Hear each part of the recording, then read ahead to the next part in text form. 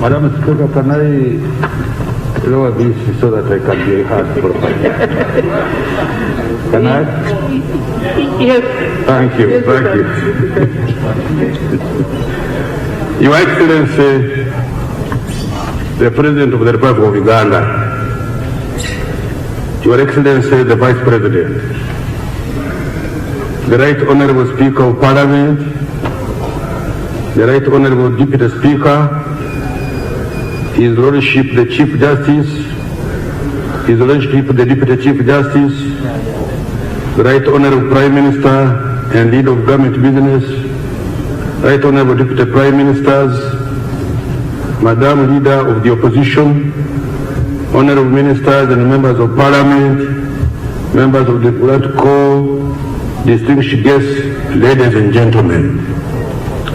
In accordance to Article 155, Part 1 of our Constitution and Section 13, Part 13 of the Public Finance Management Act 2015, the revenue and expenditure estimates for the financial year 2021 were approved by Parliament on the 24th of April this year. This statement, therefore, summarizes the economic policy underlying the budget estimates.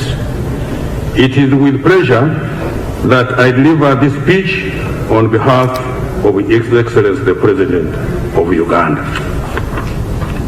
Madam Speaker, today we face unprecedented times.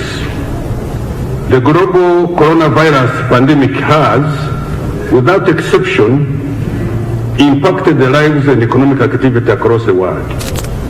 The pandemic has worsened the effects of climate change and the locust invasion that Uganda and the region had already been grappling with.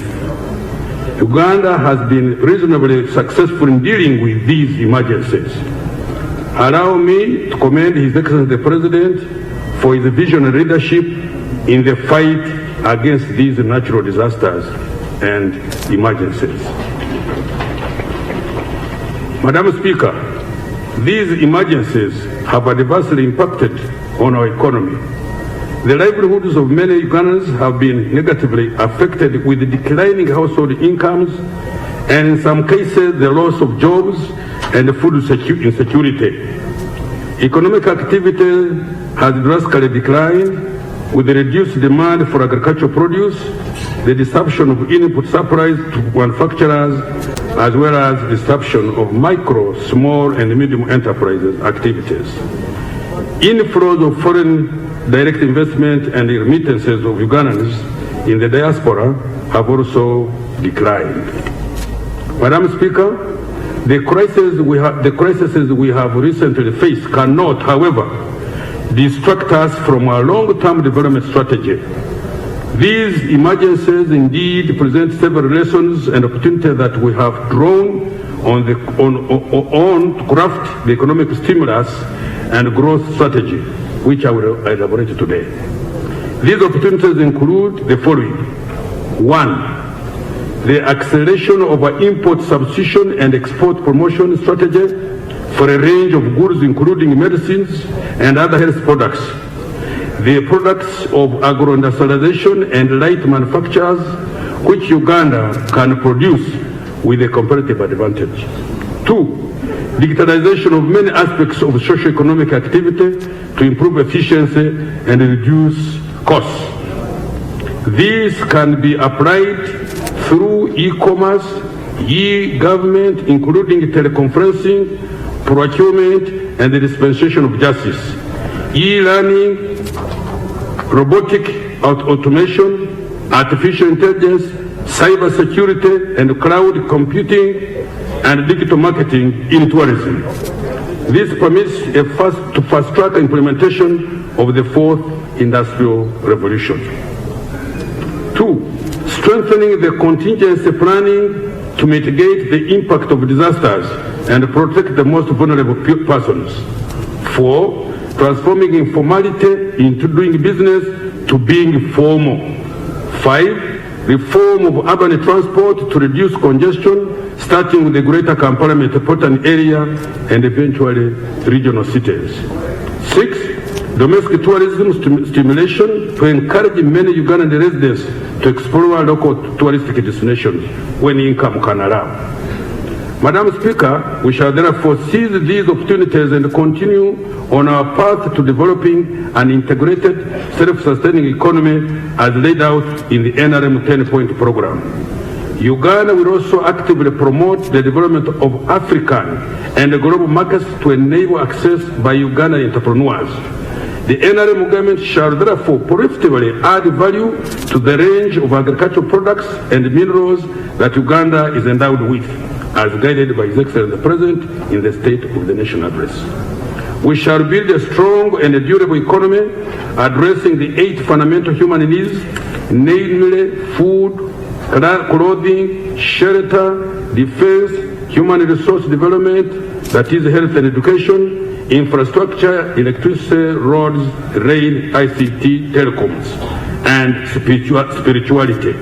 This will establish a firm basis for service industries such as tourism, hospitality, that is hotels, bars, nightclubs, casinos, etc., as well as entertainment, concerts, sports, etc., to flourish. Madam Speaker and colleagues, the budget has therefore been based on the following theme: stimulating the economy to safeguard livelihoods, jobs, businesses, and industrial recovery. Madam Speaker, in my statement today, I will therefore do the following.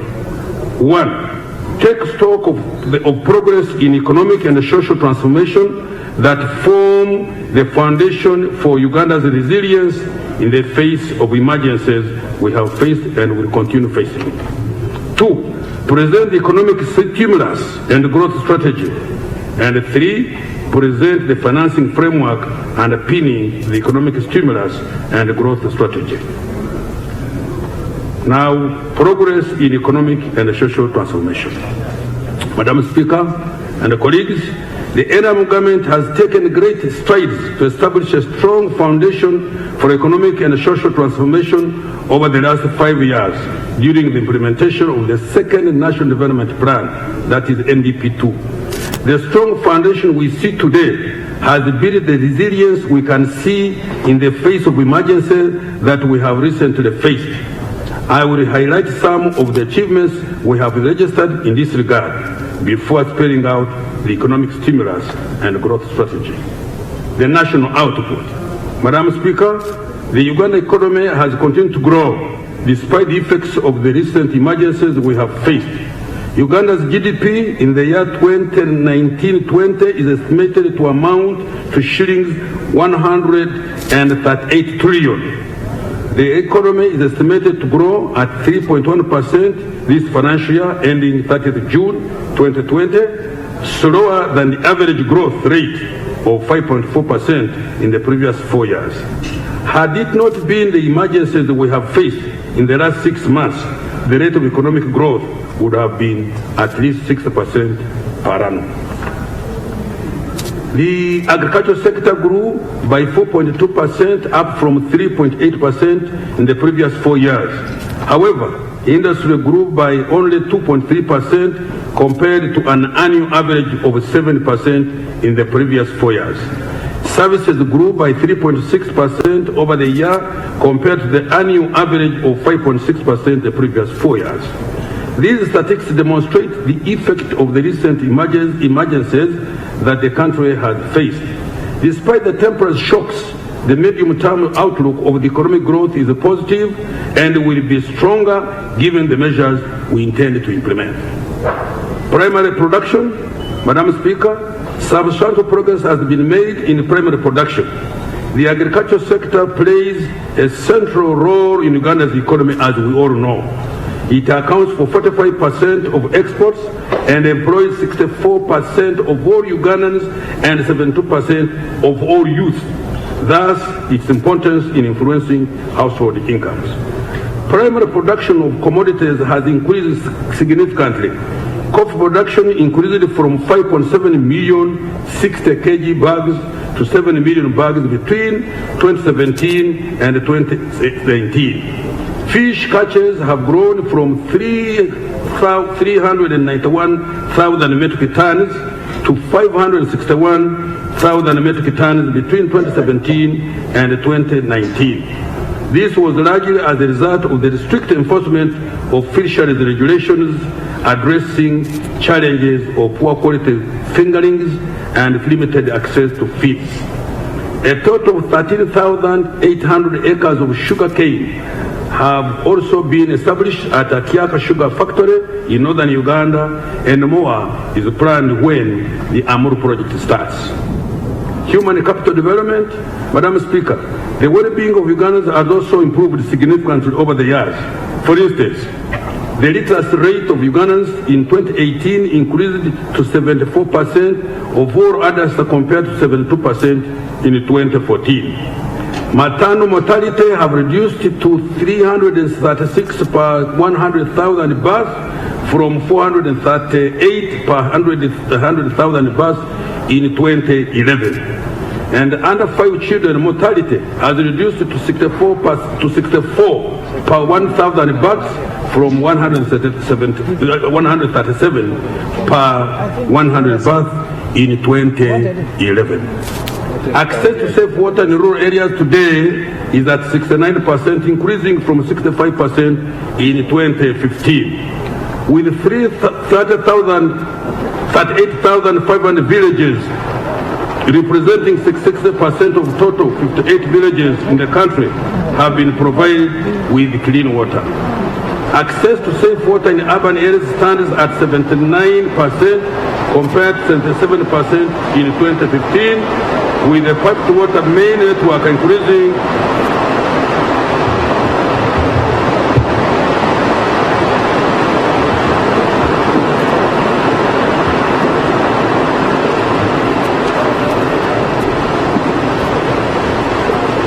nature is beginning to talk.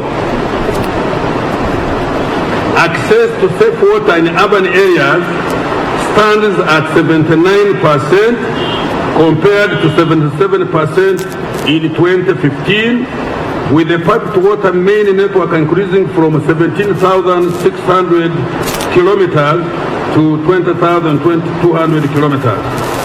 Over 66,000 new customers were connected during the year, bringing the total number of connections to over 720,000. Rural sanitation coverage is at 79%, while sanitation in urban areas increased to 87%. Economic infrastructure. Power.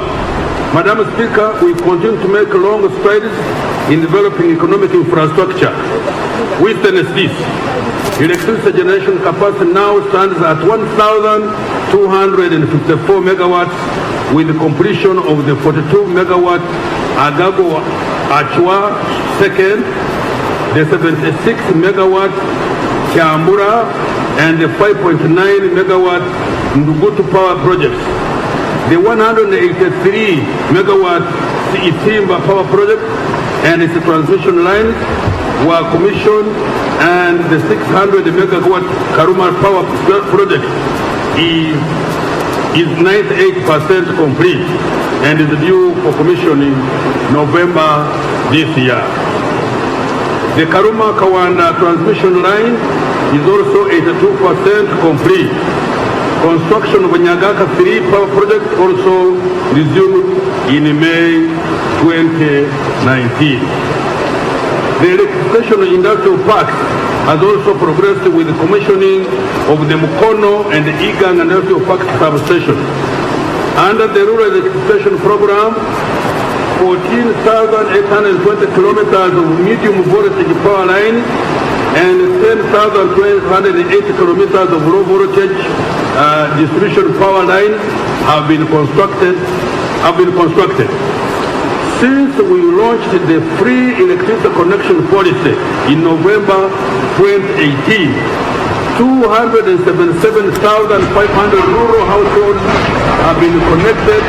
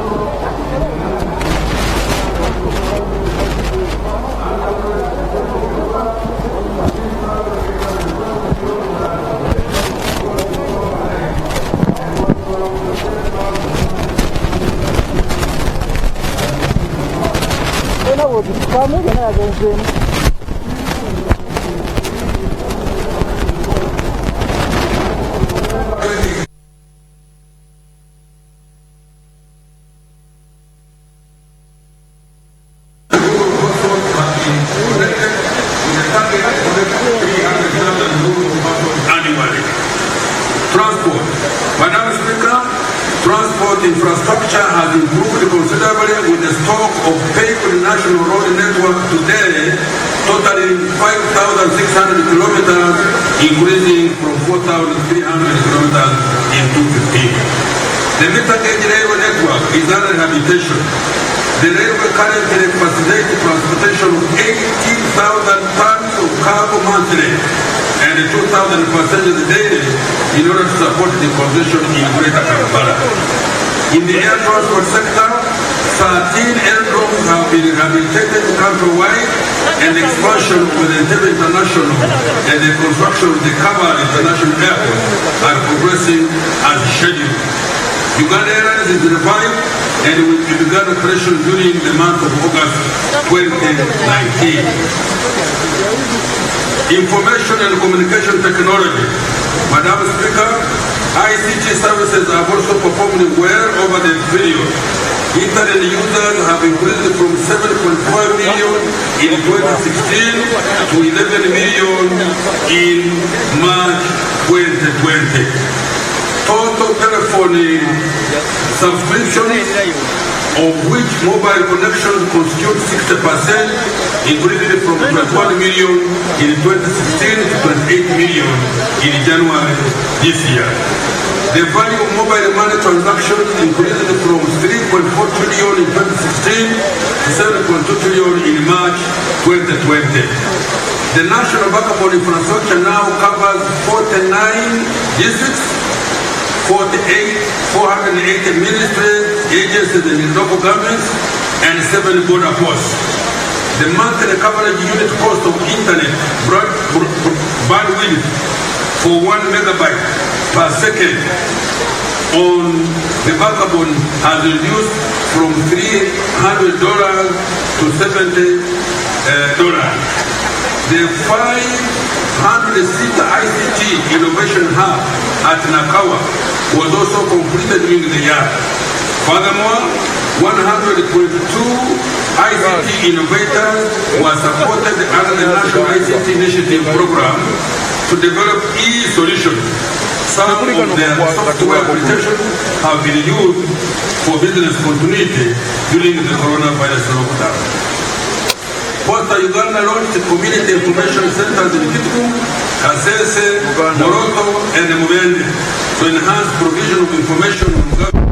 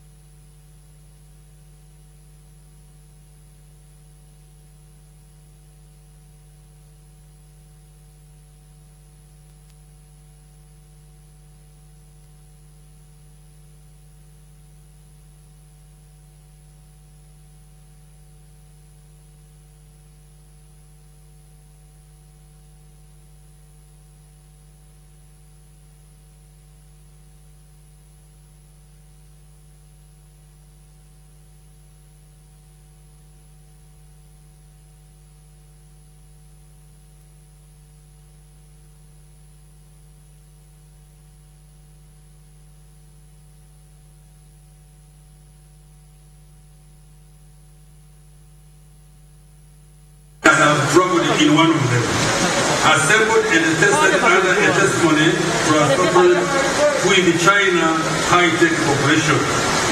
I speak what I have said in the dam. Governing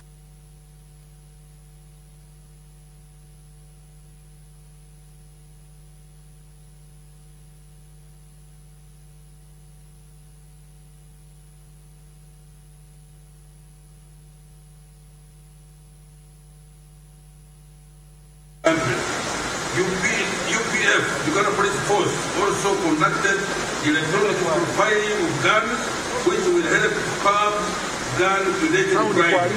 Consequently, crime rate was reduced by 9.8% from 238,746 cases reported in 2018 to now 215,204 cases in 2019.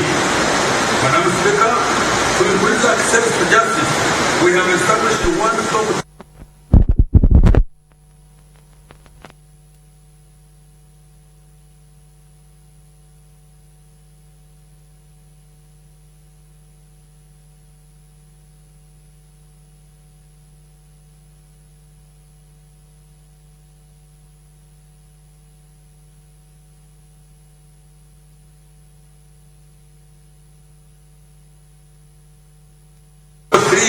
all have reduced from 24% in 2017 to 17% in 2019.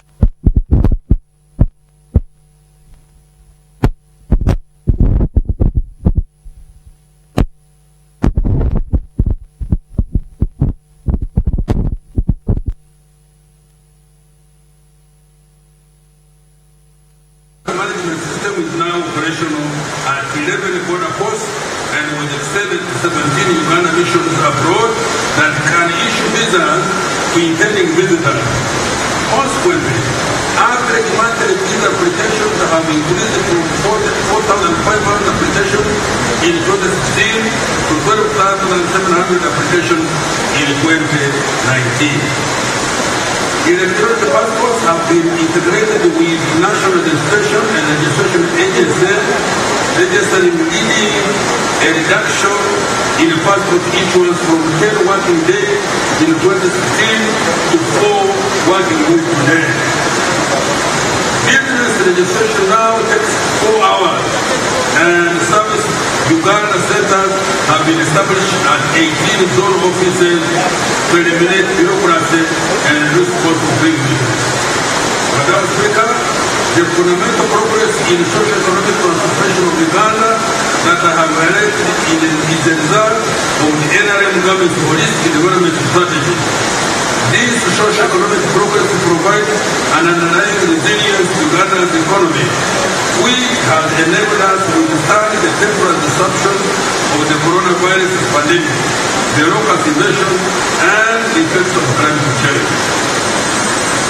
Economic stimulus and growth strategy.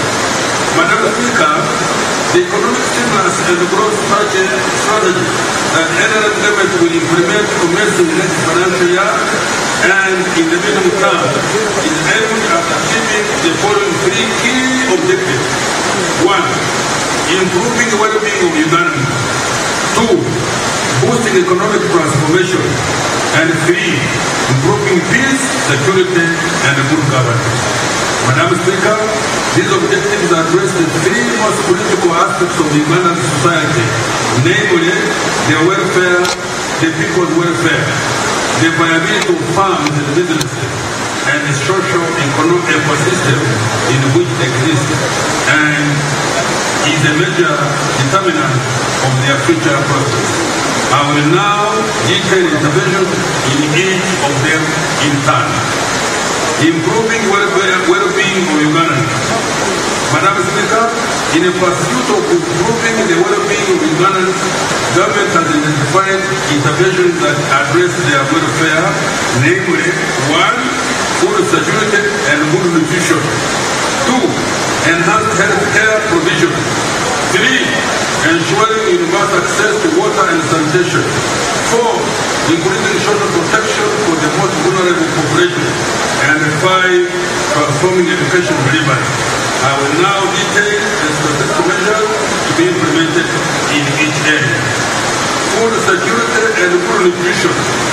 Madam Speaker, the coronavirus pandemic has brought to the fore the need to ensure adequate food security and nutrition. Food security and adequate nutrition is of paramount importance for healthy and productive life and is a major factor in health care as it reduces the burden of preventable diseases and malnutrition. It also contributes significantly to reduce maternal, neonatal, and child death. Uganda is blessed with adequate rainfall and arable land, which Uganda is blessed with adequate rainfall, as we can witness now, and arable land, which provide the necessary conditions for agricultural production at the past climatic conditions notwithstanding, as it has disrupted us here. The 14 products that have been identified by His Excellency the President will therefore be developed commercially. These products are maize, cassava, banana, beans, Irish potato, sweet potato, millet, sugar, cane, cattle, beef, and dairy, coffee, tea, cocoa, and fish. To reduce post-harvest losses, the construction of storage facilities of 42,000 metric tons capacity that commenced in Uganda, Isingiro, Amuru, Kalungu, and Nebi will continue. Madam Speaker, in order to improve nutrition, government will aggressively implement programs to ensure adequate sensitization and awareness of all Ugandans on the benefits out of good nutrition for their health and well-being. I would like to encourage all Ugandans to embrace healthy living through nutrition, wellness, and active living. All Ugandans should place due emphasis on physical and mental activity by exercising regularly and making healthy choices of food, and by reading and writing. Enhanced health care provision. Madam Speaker, in order to promote health for all Ugandans, government will strengthen health systems.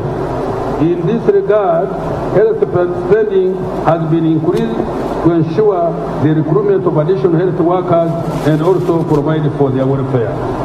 In order to deal with the coronavirus pandemic and other similar epidemics that may occur in the future, government has prioritized the purchase of personal protective equipment, and an additional funding has been provided to increase intensive care beds at national and referral hospitals.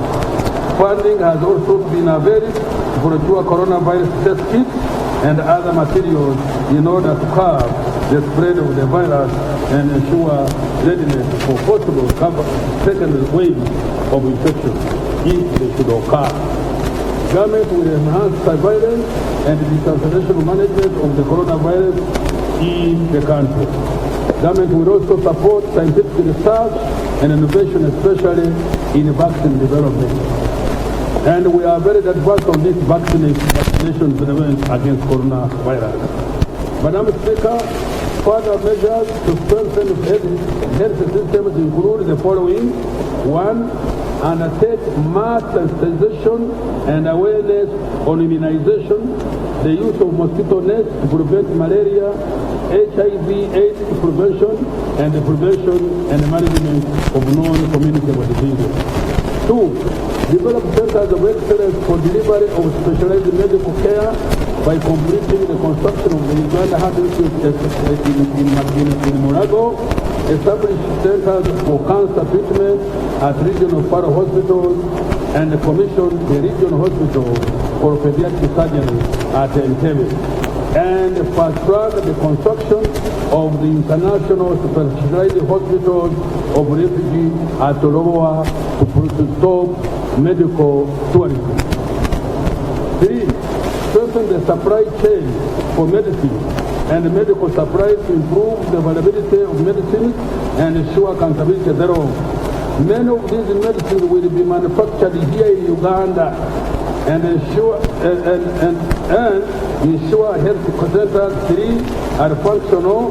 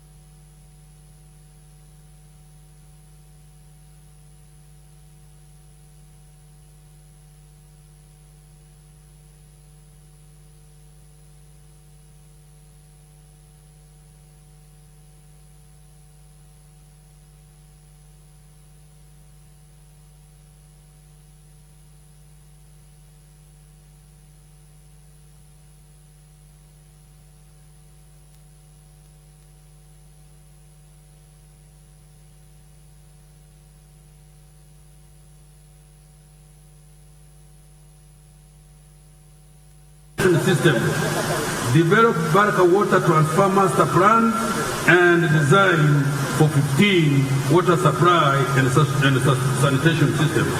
3. Construct 15 small-scale solar power irrigation schemes and an additional 50 irrigation schemes in West Nile, Acholi, Ankole, Lango, Central Uganda sub-region. 4. Intensify monitoring and forecasting of weather and water level, flood, and effectively disseminate information to guide policy actions by stakeholders.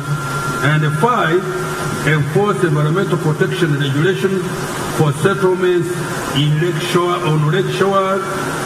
river banks, wetland, forest, and flood-prone areas. Colleagues, you know this is a real problem which we must handle squarely by preventing people from settling very close to the lake shores.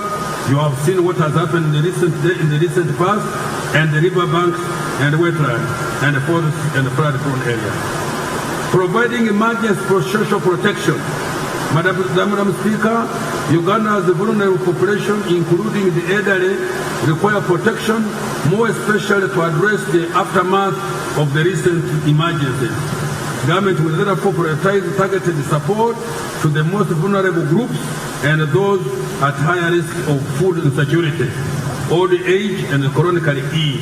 To this end, we do 1. Continue to provide relief aid in response to the coronavirus crisis and natural disasters such as the locust invasion and the climate change crisis, that is floods and landslides. This will allow the rehabilitation of adversely affected schools, health units, water points, and other social infrastructure, and provide relief to the vulnerable household affected. An allocation of shillings 45 billion has been made towards this intervention for the time being. 2.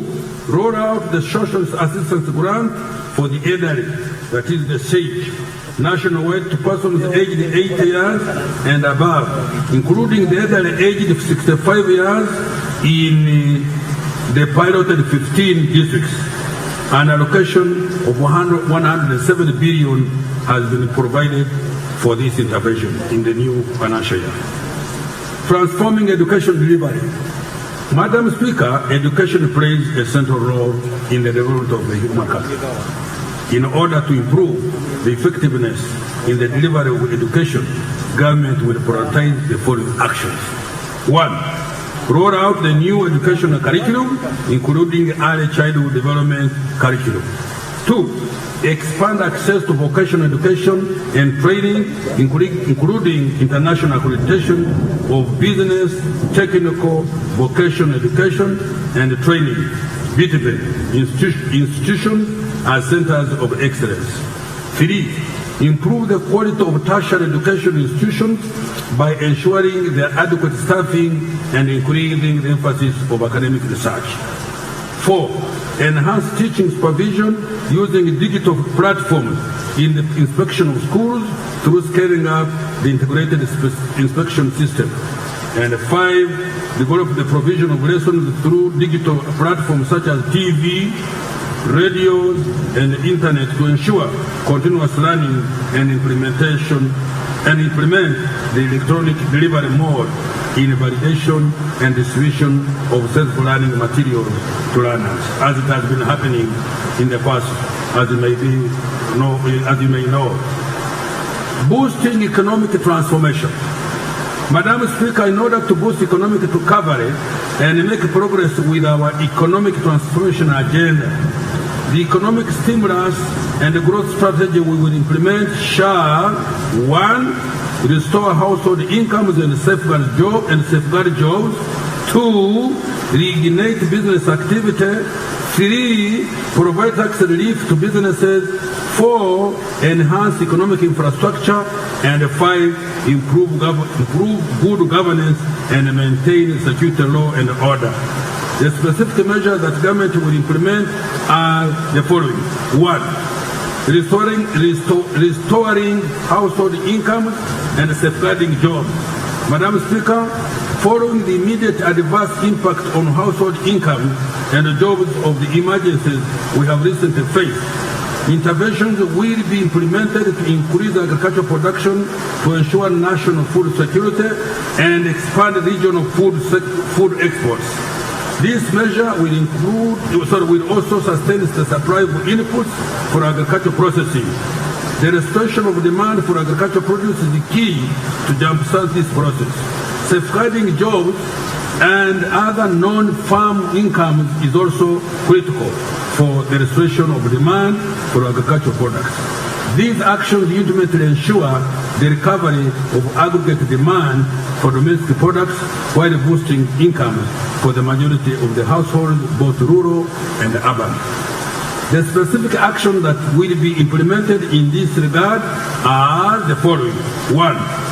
Enhance the provision of improved agricultural inputs using NAD's e-voucher scheme to farmers and upscaling agricultural extension services to boost production of key agricultural commodities, for which an allocation of 300 billion has been made. 2.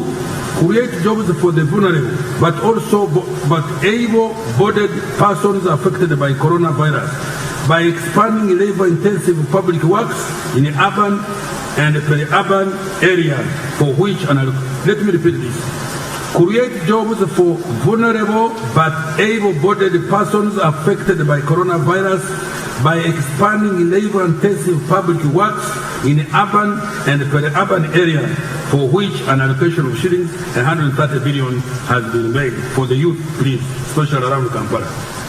3. Provide rainwater harvesting technologies in rural communities, implementation of solar irrigation schemes, and investment in construction of multi-purpose water reservoirs. 4. Roll out regional and community-based storage facilities to store and increase the agricultural products and reduce the post-harvest losses.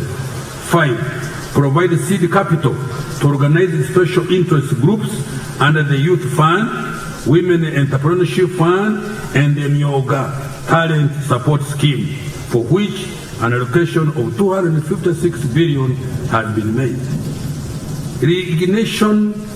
Reigniting business activity. Madam Speaker, micro, small, and medium enterprises are the backbone of Uganda's economy, representing an estimated 85% of private sector companies in regard to employment. The vast majority are operated by households and have also been extremely vulnerable to the recent emergencies, as they have low cash reserves and limited access to affordable investment finance. This also applies to other manufacturing firms that have been unduly affected by the coronavirus crisis. Restoring the economic activity, therefore, enhances the households' incomes, especially in the urban areas. Madam Speaker and colleagues, in order to improve the availability of investment finance and the cash flows of micro, small, and medium enterprises and other manufacturing firms, we will implement the following measures. 1. Provide credit through circles and microfinance institutions to support micro and small-scale enterprises. I'm proposing an allocation of shillings 94 billion in the coming financial year. 2. Increase access to credit at Uganda Development Bank to offer low-interest financing to manufacturing, agribusiness, and other private sector firms, for which shillings 1,045 billion over the medium term has been planned, and it will be soon maturing. 3. Increase funding to Uganda Development Corporation for public-private partnership investments to facilitate our import substitution and export promotion strategy, of which I have provided to start with 138 billion, but I want more there. 4. Provide for banks to restructure loans to their borrowers who are facing liquidity constraints and provide additional liquidity on a case-by-case basis, as recently guided by the Bank of Uganda. 5. Reduce charges on mobile banking and mobile money transactions to improve efficiency, reduce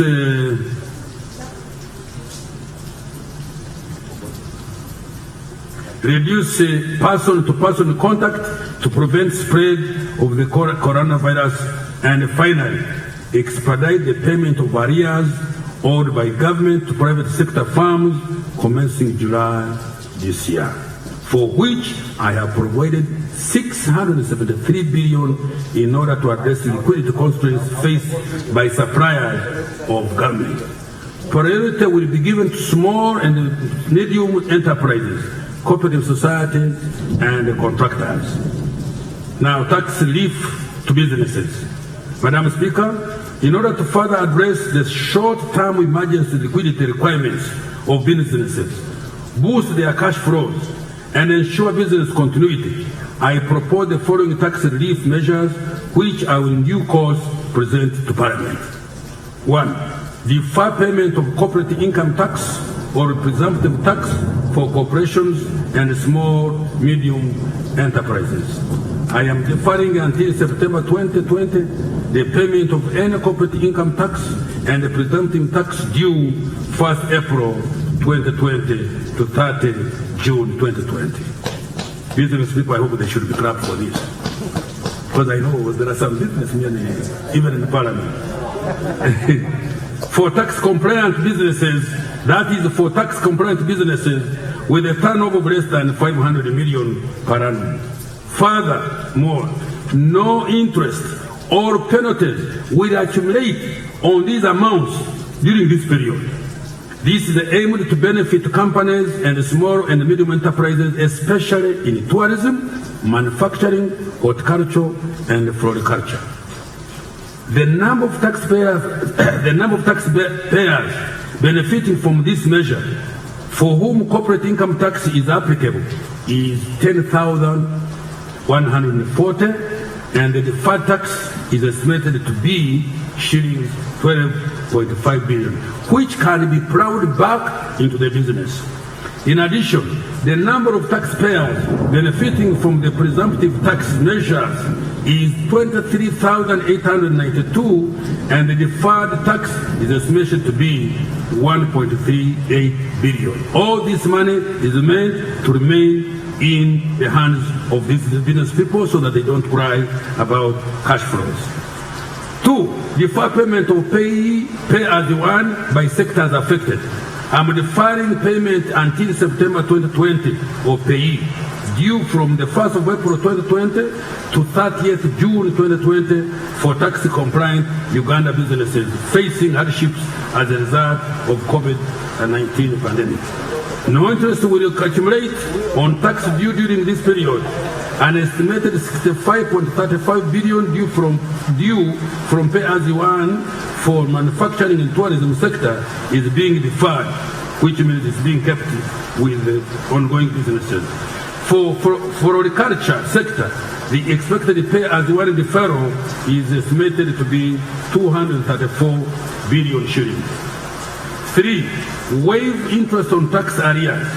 I'm waiving interest and penalties on tax arrears accumulated before the 1st of July 2020 to lessen the tax liability of businesses who voluntarily comply with their tax obligations. The expected tax relief as a result is estimated to be 50 billion. 4. Provide for tax deductibility of donations for the coronavirus purpose. And I want to use this opportunity to thank all of you Ugandans who have been able to contribute so generously, and even non-Ugandans, for the fight against this enemy called coronavirus.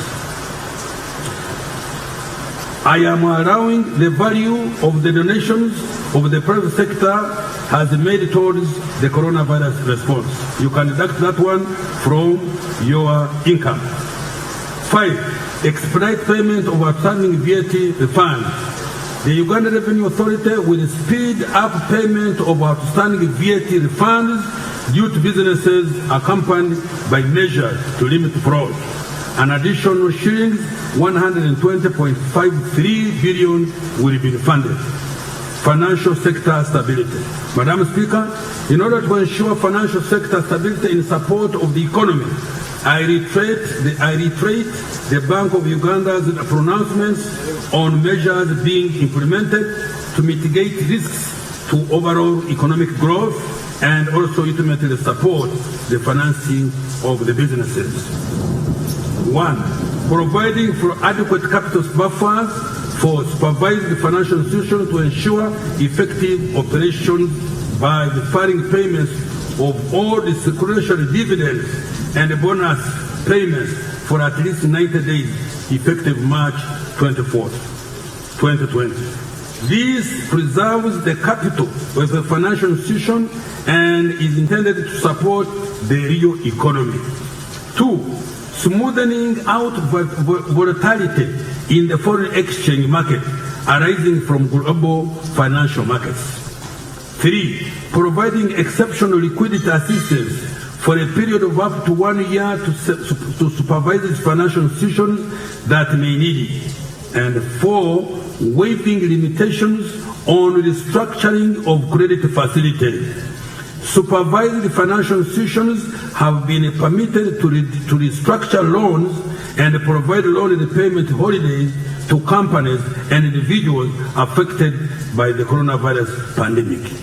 And lastly, encouraging the reduction of mobile money and other digital transaction fees that are chargeable by mobile network operators and commercial banks in order to limit the use of cash and customer visits to banks. Enhancement of economic infrastructure. Madam Speaker, economic infrastructure covering roads, rail, water, irrigation, air transport remains the key to economic recovery and boosting economic transformation. The interventions that will be implemented to enhance economic infrastructure include the following. 1. Undertaking emergency maintenance across the country of roads and bridges infrastructure following the destruction or caused by floods. You see what they did here? In some rural areas, you know very well, in Bundibugyo, in Kashese, in up mountains in Mbale, Ergon, people, where?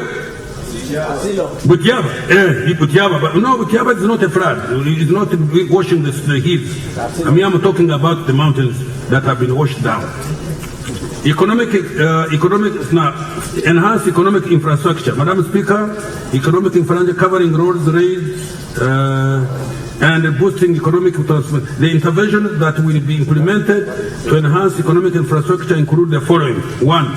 Undertaking emergency maintenance across the country of roads and bridges infrastructure following the destruction caused by floods.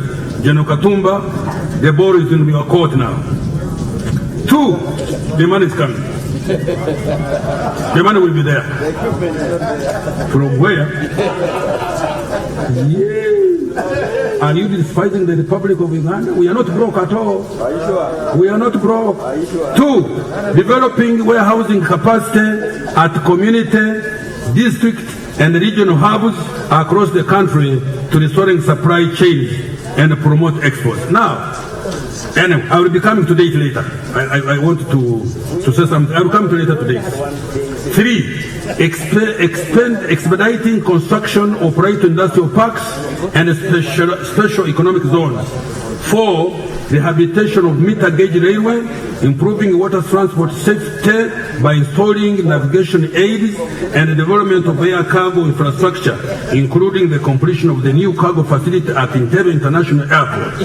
And 5. Expanding feeder and national road network, power and information communication technology infrastructure. Now I turn to improving peace, security, and good governance. Madam Speaker, government will continue to improve peace and security, the rule of law, and good governance. As we have done before, good governance will be enhanced to provide the necessary conducive environment to facilitate all aspects of societal development. The specific measures will address 1, the promotion of peace and security at the community and national level. 2, enhancing effectiveness in public service delivery. And 3, increasing access to justice.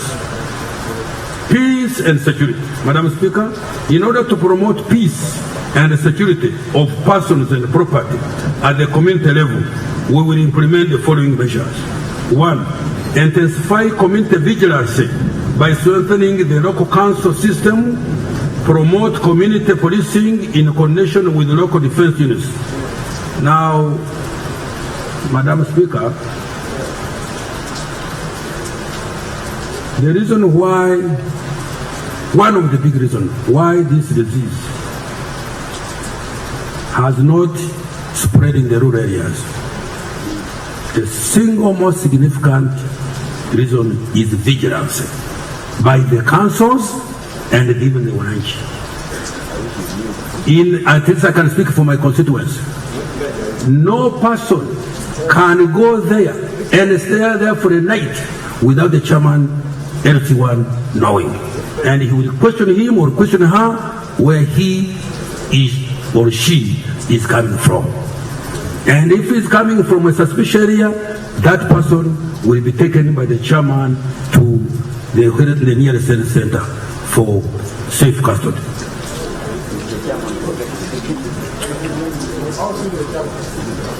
Complete the rollout of the Safe City CTV project in Uganda, Rugazi, Kayunga, Gulu, and Masaka, and ensure its effective utilization in monitoring crime and responding to distress calls.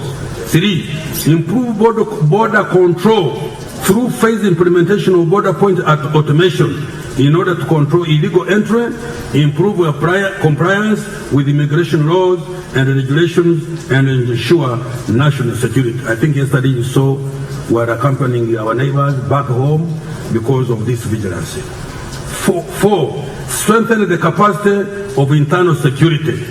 And 5, fast-track implementation of the convict transition policy to integrate former convicts back into their communities.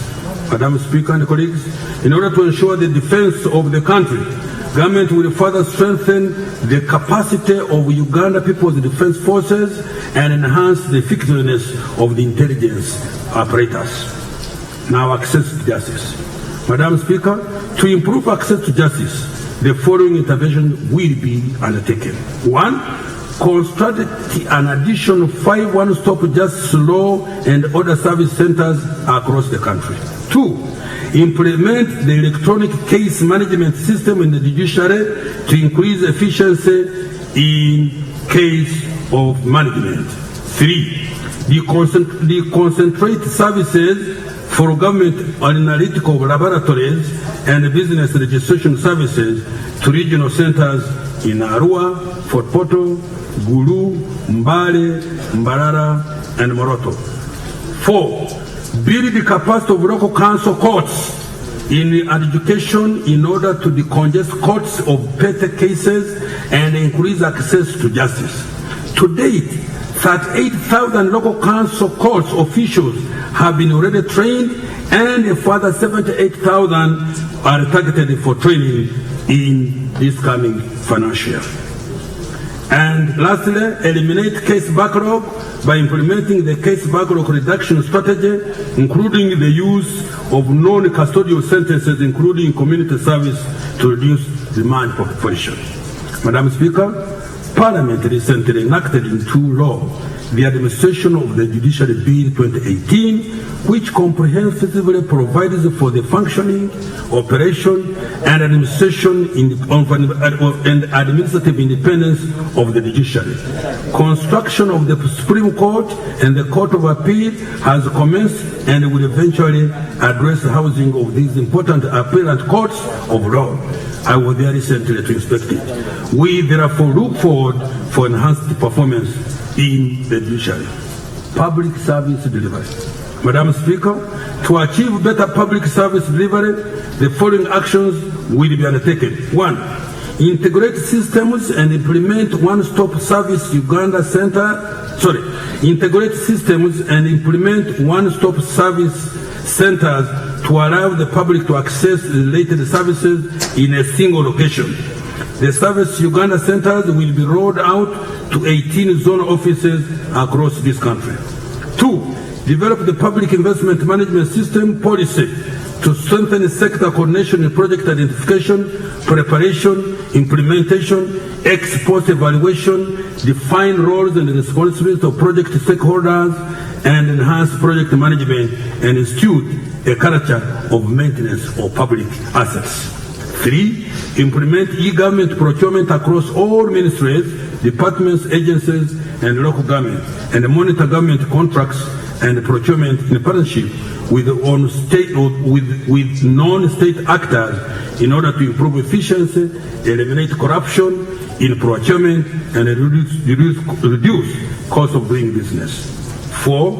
Enhance teleconferencing facilities in government to limit person-to-person contacts, in addition to reducing on operational costs in terms of travel expenses. 5. Fully implement the Leadership Code Act, including the operationalization of the Leadership Code Tribunal, to ensure that the Leadership Code of Conduct is effectively enforced among all leaders and public officers. Madam Speaker, in order to address the challenges of corruption, the following measures will be undertaken. 1. Enhance the efficiency and effectiveness of oversight and anti-corruption institutions in identifying areas of risk. 2. Strengthening implementation and the follow-up of audit recommendations. 3. Strengthen implementation of public finance management rules and regulations and the role of internal audit. 4. Enhance capacity of the Financial Intelligence Authority and related security agencies to intensify surveillance and gather vital information to curb anti-money laundering and terrorism financing. Now I turn to financing framework.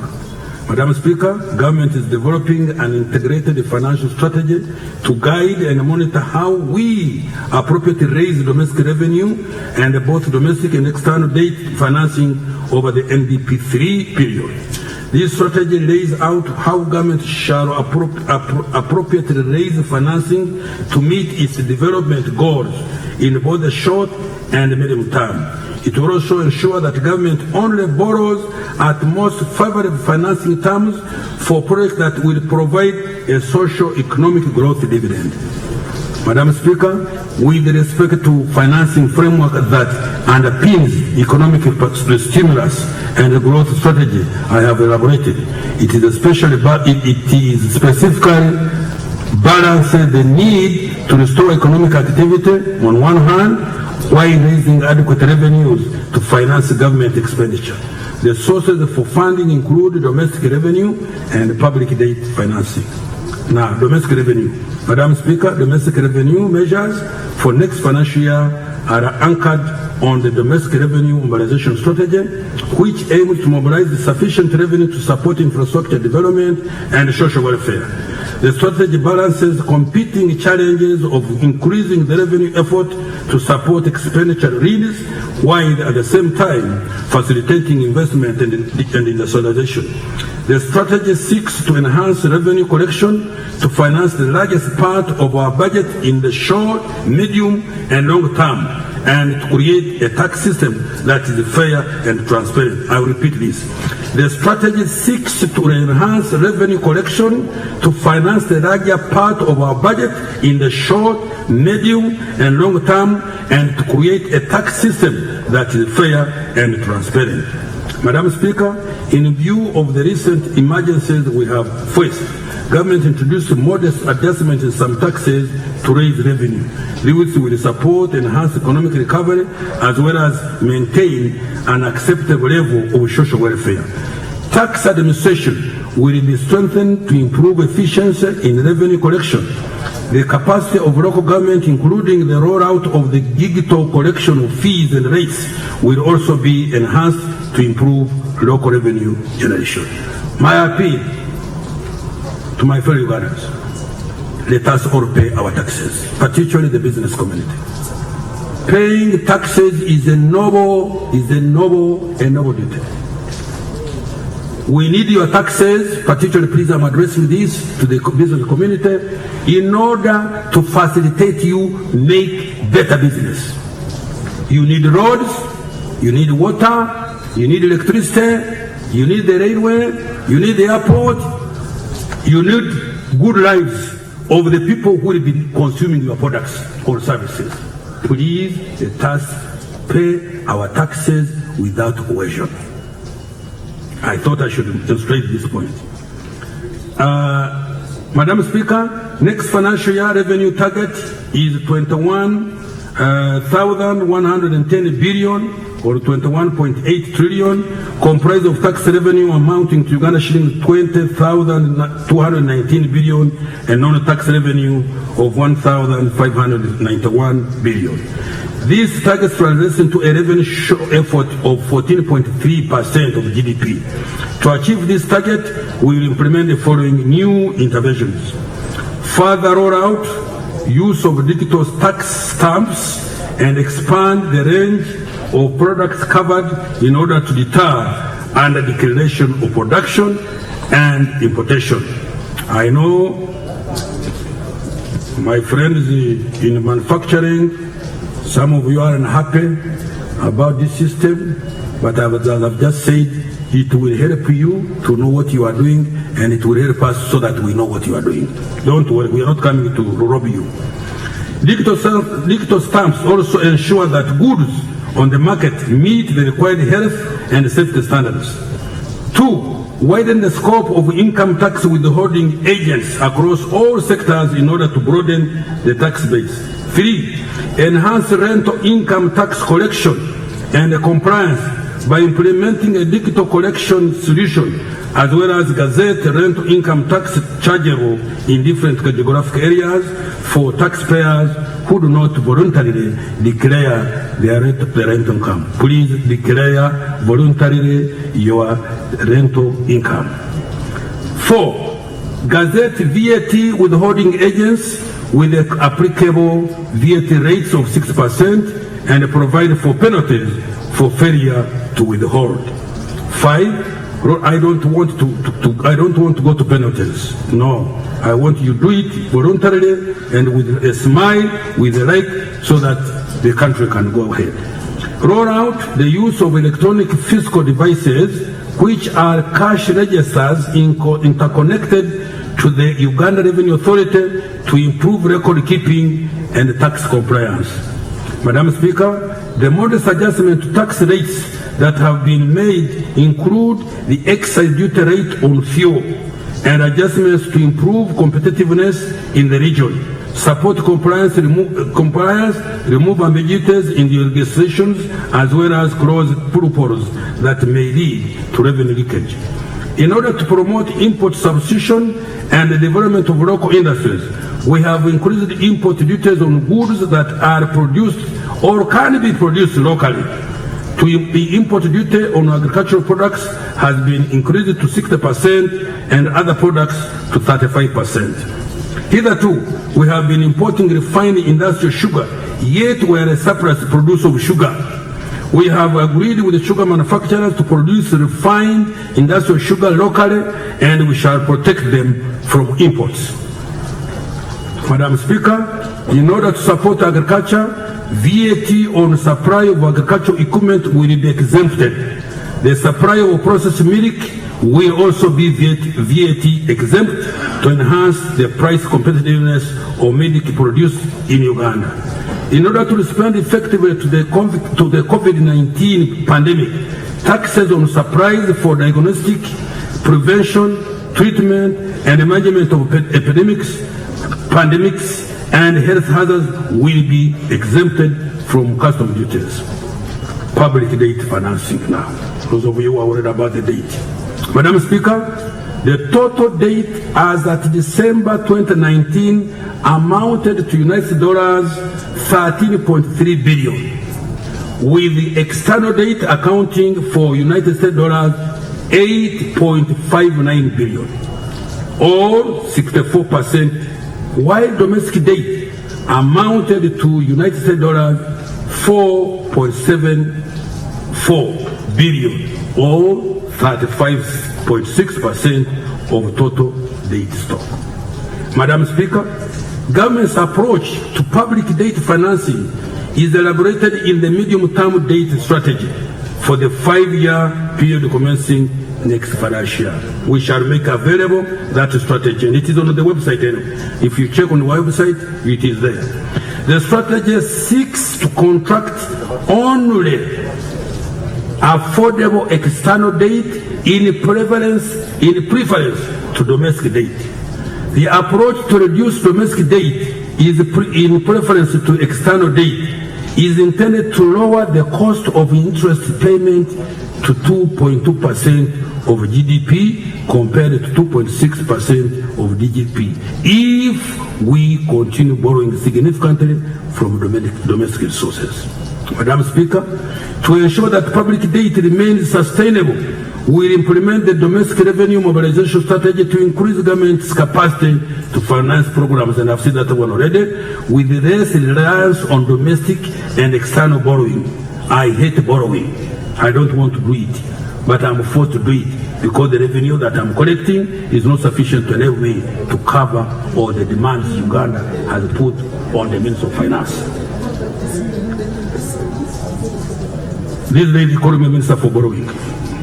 In response to coronavirus crisis, government has commenced negotiation with some creditors for debt relief. This will free resources to finance interventions in the fight against the pandemic. Resource envelope and allocation for financial year 2021. Madam Speaker, the resource envelope for financial year 2021 totals to 45,493.7 billion, of which domestic resource amount to 25,585.6 billion. Domestic financing amounts to 3,560.3 billion, while external financing consists of project support of 9,515.3 billion, and general budget support is 2,906.7 billion.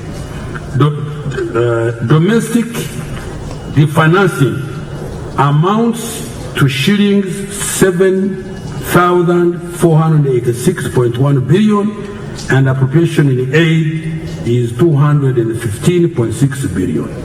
Madam Speaker, total expenditure amounts to shillings 37,792 billion, of which the current expenditure is 19,787.8 billion, and development expenditure is 18,004.2 billion. Sector allocations can be found in the budget as approved by Parliament. In conclusion, Madam, Uganda economic outlook is positive. I can repeat the other thing, you remember? Yeah, I can repeat it. The coronavirus pandemic has helped us to once again demonstrate the economic capacity and the vast opportunity that our country has. The budget for financial year we are talking about will support the economy to fully recover, harness the potential that we have, and get back to our progressive journey of double-digit GDP growth rate. I will repeat. The budget for this financial we are talking about, 2021, will support the economy to fully recover, harness the potential that we have, and get back our progressive journey to double-digit GDP growth rate.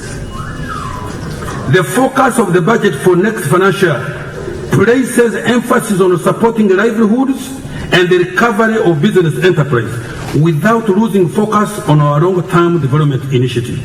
To this end, the government will support the private sector to scale up production, sustain and increase employment. I call upon Ugandans to ensure that they keep safe by particularly following the directives from His Excellency the President and the Minister of Health regarding COVID-19. Now, Madam Speaker, As I was waiting for you this afternoon, I got a newspaper. Let me tell you, for those who are waiting to send anybody, now I'm speaking especially the rural areas. In town you are not much of a problem, but the rural areas. You had the president the other day talking with the religious people, I think. Was it on Heroes Day? There are some Ugandans who are waiting to send anybody to prove that there is this danger. Now I want to give you witness here. There is a young lady from Southern Sudan who I had the pleasure to meet very many times, called Najwa Abbas. She died on the 27th after contracting coronavirus. When did you meet her? So people who are saying, please. Are we safe? She died in Southern Sudan. When did you meet her? I mean, she died in Sudan, sorry. When did you meet her? You wanted her to die here? When did you meet her? Oh! Are you safe? Oh, please. If we had handled this issue, jege. Are you safe? I hope I will not be ruled out of order. Jege. I hope you understand when we talk about jege. If we had not been firm, I can assure you, we should have already dead bodies. So please, especially you leaders, I pray you. Let us follow the guidance from the Minister of Health. Let us follow the guidance from the President to prevent death.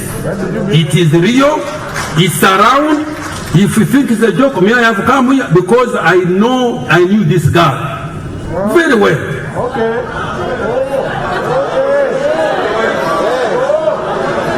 Shall I say a lady?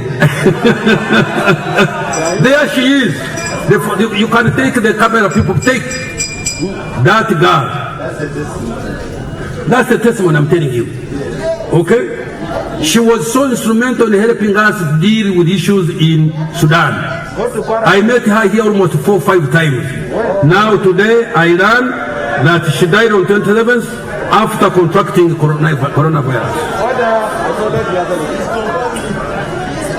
Madam Speaker, the recent emergencies, especially the coronavirus pandemic, have necessitated additional interventions and resource allocation after the budget was approved.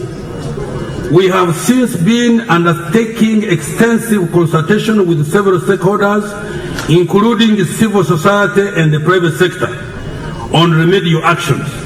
Consequently, the budget of all ministries, agencies and local government will be revised to align them with 9 strategic priorities and 14 production lines articulated by His Excellency the President. You remember, Madam Mama, when I present the budget here, I told you that budget has to be revised. So what have you read? And I will come back. I'm just repeating what I said that What time. have you read now? I have read something to do with that budget. Because I had to fulfill a legal obligation. We will have to come back here sooner than later to tell you how things should be fulfilled. Consequently, the budgets of all ministries and agencies and local governments will be revised to align them with 9 strategic priorities and 14 production lines articulated by His Excellency the President. This will focus the budget on production and not on consumption. I repeat this. This will focus the budget on production and not consumption. I will accordingly return to Parliament for the necessary approval. I beg to submit, Madam Speaker and colleagues. Thank you very much, Minister of Finance. Your Excellency, the President and distinguished guests, members of Parliament, as I indicated earlier, under Article 155(1) of the Constitution, the obligation of presenting the national budget to Parliament lies on the President. However, the Minister of Finance has been his delegate here, and he has performed delegated function. but the ultimate responsibility for this budget lies with the President. And he will be invited to make his remarks. However, before I invite him, I want to remind members that on the 2nd of June 2020,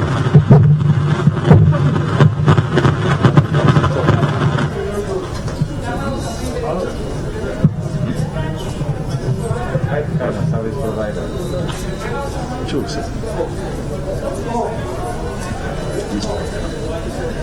That's a small thing, the technicians are there. But with the range, the range, but the cost of just in the voice.